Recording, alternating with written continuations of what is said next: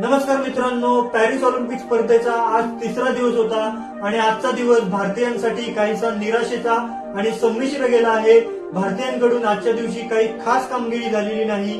10 metre air rifle मध्ये रमिता जिंदाल ही अंतिम फेरीत सहभागी झाली होती, परंतु तिला 7व्या स्थानावरून परतावे लागले. पुरुषांमध्ये 10 मीटर एअर रायफल मध्ये अर्जुन बबुता याने प्रवेश केला होता, परंतु त्याला 4थ्या स्थानावर समाधान मानावे लागले. भारताचा ट्रॅक शूटर पृथ्वीराज तोरडईमान हा पात्रता फेरीत अखेरच्या स्थानावर राहिला. बॅडमिंटन एकेरीमध्ये लक्ष्य सेन दुसऱ्या सामन्यामध्ये विजयी ठरला. पुरुष दुहेरीमध्ये चिराग सात्विकच्या जोडीने उपांत्यपूर्व फेरीत स्थान मिळवले आहे.